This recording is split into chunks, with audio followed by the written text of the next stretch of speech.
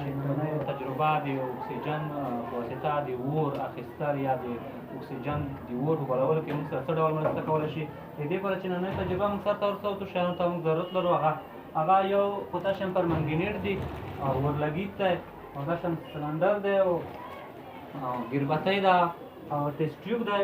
نو موږ لومړی راخلو پوتاشیم پرمنګنیټ راخلو او په ټیسټ ټیوب کې چې دې ته تودوخه ورکوو تر څو دې نه اکسیجن ازاد شي او مړه سکروټه کې موږ سره اور بال کې موږ سره مرسته وکړي او یا څه ډول موږ سره د اور کې اکسیجن مرسته کړی شي.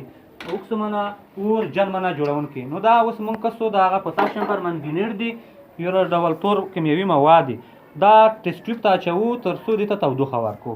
نو ټیسټ ټیوب راخلو او دا پوتاشیم پرمنګنیټ وراچوو.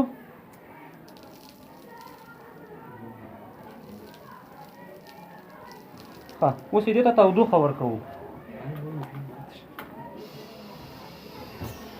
کله چې دې ته تودوخه ورکړو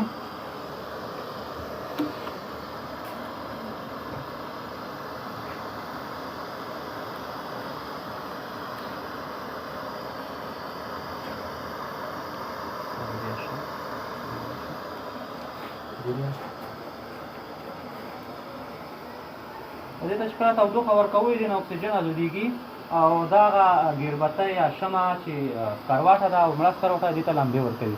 نو اوس موږ کسو چې دې ته لمبې ورکوي او که نه دې ته چې کله تودوخه مو ورکړه او دې نه به اوس اکسیجن ازاد شي. کله چې اکسیجن ازاد شي او دغه سکروټه هم څه رقم ته کولی شي بلوي. نو تاسو اوس ګورئ چې دا سکروټه هم بلولی شي او دې یوازې ګربتۍ نه او مړه سکروټې نور هم مړې سکروټې هم بلولی شي. که څوک او دا یو مړه سکروټه ده دا هم بلولی شي. دا وینئ تاسو ګورئ چې دا بلوي.